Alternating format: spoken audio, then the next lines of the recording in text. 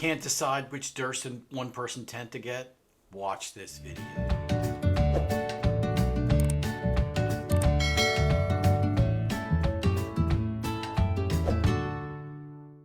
Hi, this is Puffin. I know it's been a while since I've done a video, but I'm going back to the trail in October. And I decided to get another new tent for this trip. I used the Durston X-Mid 1P on my 4-week section hike in March into April this past spring. I really loved the tent. And then I looked at the X-Mid Pro, which is a Dyneema tent, and decided to give that a try as well. So I've got one. I'm going to compare the two, show you all about how to set them up, and show you all the details about how these two tents are different, and that'll help you decide if one of these tents is the perfect one for you. So I'm out in my front yard with my two Durston 1P tents. I've got the Durston 1P version 2 and the Durston 1P Pro. We're going to set these two tents up, compare how they look at the fine differences between them, and help you make a decision about which one is best for you. So this is my Durston 1P. I've got it in my own custom Dyneema sack. The tent comes in two pieces. There's a fly, which is 20D sil polyester, and there's an inner mesh tent with a sil polyester floor, although I replaced the floor with a Dyneema floor. I'll talk about that in a little bit. The way you set up this tent is by laying down the fly and staking out the four corners. I'll go ahead and do that now.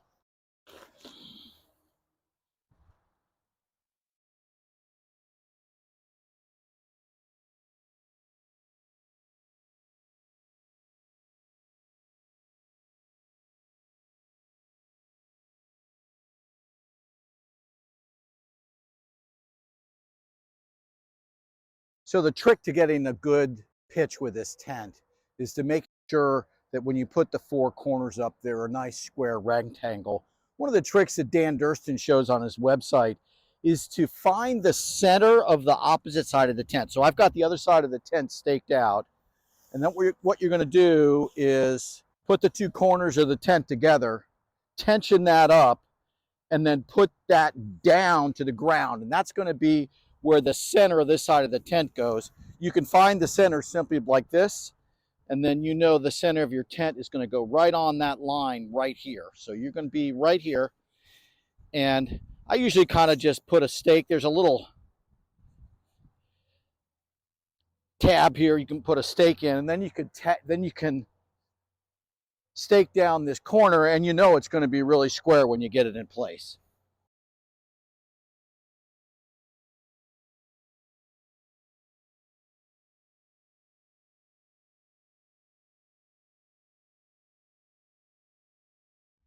So now that you've got the four corners of the tent staked out, the thing to do is to take your trekking poles to hold up the two peaks of the tent. There are two ways to insert them. You can insert them through the air vent, or you can open the door and put them through the door. I found it a whole lot easier just to open the door and put them in through the door. So I'm going to go over here and do it on this side first. What I do is I open my lower part of my pole, keep the upper part collapsed, open the door to the tent, and then on the 1P, there's a little brass fitting here that the tip of the pole goes in. And the pole goes in, handle down, tip in that brass fitting, and then goes in and on the ground. And what you do is just tension it up to raise up the peak, and then set your pole there. We'll go do the other side too.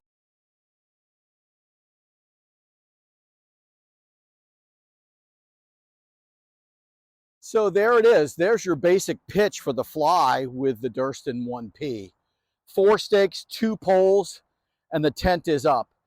As you can notice, I think the pitch is pretty good here.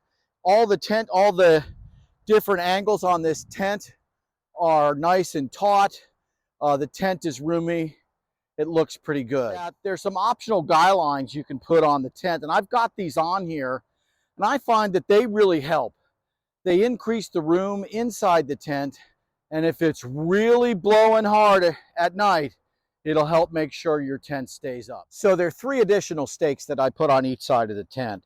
First of all, there's a spot to put a stake right by the door here, and that works really nicely to hold the vestibule open when you have the door open. So that's worthwhile putting in. And then I've got a stake for each of these 2 guidelines. One that goes to the peak here,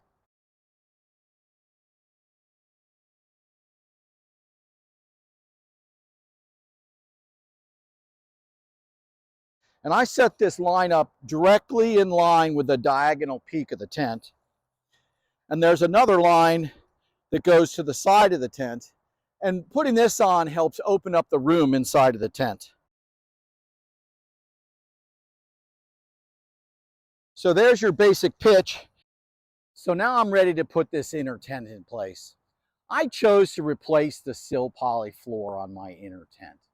The 15D sill poly floor was just too flimsy for me, and I felt I would have to have a relatively heavy ground sheet underneath it in order to get the durability and the protection from the ground that I wanted. What I've got here is the inner tent with a 1 ounce per square yard Dyneema floor on it. It weighs almost exactly the same as the 15D sill poly, and it's a lot sturdier. Some people might argue that this is less puncture resistant than the sill poly, but to me, it's my stuff. Let's go ahead and put this inside the tent. So inside the tent, what you do is you lay out your floor, and I just unroll it in between the 2 poles, open it up, and then the 4 corners have little extensions with mitten hooks on them, and one goes to each corner.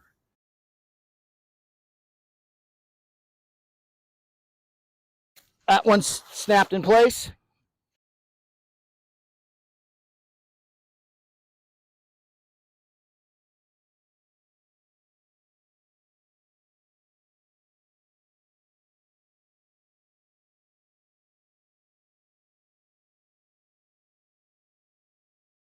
And that one snapped in place. I'm going to go ahead and do the other 2 as well. And then the 2 peaks of the inner tent have clips and snap into a fitting up at the peak of the tent here.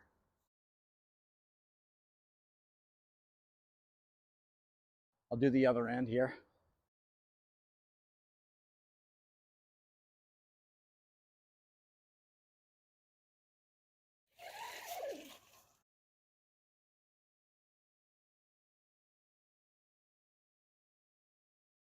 Finally, there's a little clip that hooks inside of the tent that holds the netting open. So here's the finished setup.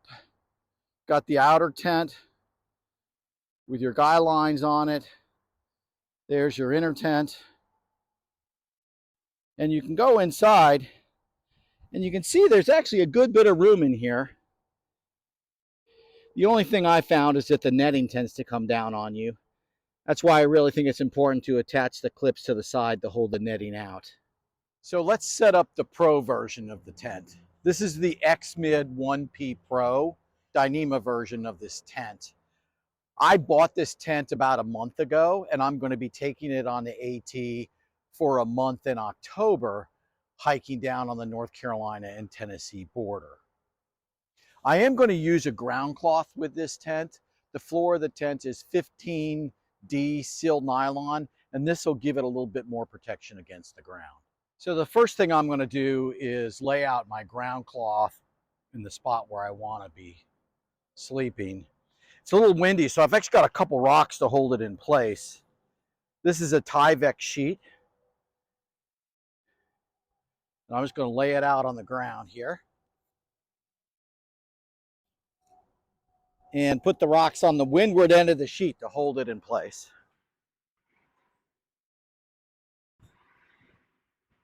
Now that I've got my sheet in place, I'm going to get out my tent and set up the tent on top of the ground cloth.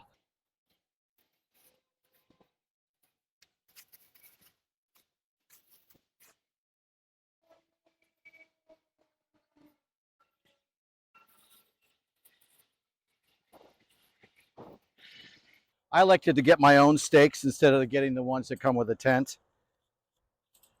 What I've got are mini groundhogs for the corners and titanium shepherd hook stakes for the rest of the stakes. So 4 mini groundhogs and 6 titanium stakes, and that gives me all the options I need to stake out the tent.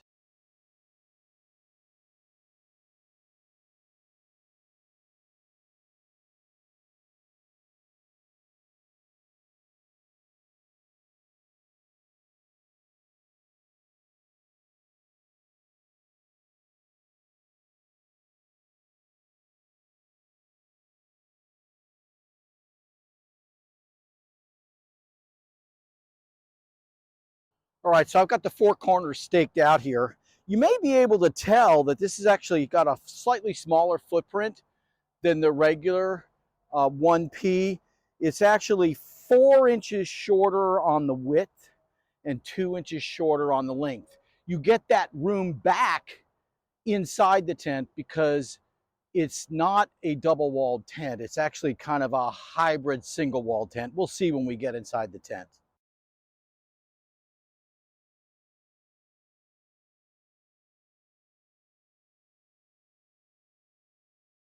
Now with this tent, the poles go in handle up, and instead of that little grommet inside the tent, there's a pocket here that receives the handle. So you put the handle in that pocket, put the pole in, extend your pole to raise up the peak of the tent, set it, and then you can go ahead and close the door back up on the side.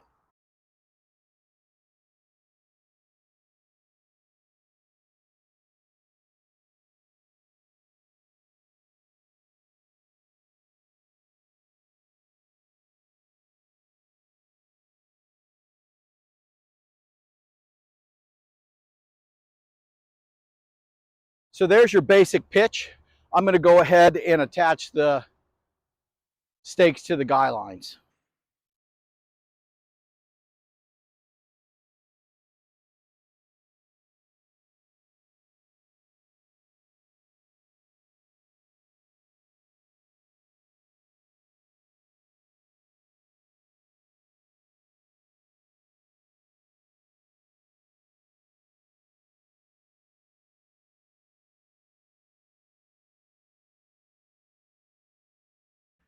And that's it. So you may notice that this tent is a little faster to set up. So I spent a little bit more time tightening up the corners and getting the pitch a little better. I've only set this tent up 4 or 5 times, whereas with the regular X-Mid, I've set that tent up dozens of times. And setting that up and getting the perfect pitch is very easy for me. This tent seems to be a little bit trickier to set up than the 1P, and I think that's because it's all one piece. But it certainly goes very, very quickly when you set up this tent. Let's take a look inside and see how much roomier this tent is because it's more of a single wall. So here we are inside the tent. As you can see, it's just wide open. The mesh is actually attached to the side of the tent on each side and runs all the way up to the peak. There's a pocket here as well, and then lots and lots of room. You know, I've got inches of space, many inches of space at my head and feet when I lay down in here. So very roomy, very nice inside. And then there's the sill nylon floor with that piece of Tyvek underneath it. And here I am sitting up. So you can see here that there's like lots of room. Although if I lean way back, my head can hit the tent, but it's pretty nice in here. There's lots of room. So let's compare some statistics for these tents. First of all, let's talk about weight. That's one of the big differences. The X-Mid 1P tent weighs, for a typical setup, 30.8 ounces. That's 875 grams. The X-Mid 1P Pro is 11.6 ounces less at 19.2 ounces. That's about a 3/4 pound difference. And if you look at your typical setup for the two tents, the X-Mid 1P is going to typically weigh a little bit less than 2 pounds, and the X Mid 1P Pro will weigh just slightly more than 1 pound. That's a significant savings, but the cost is significantly different too. Right now, the retail price for the X Mid 1P is $240. The X Mid 1P Pro is $359 more at $599.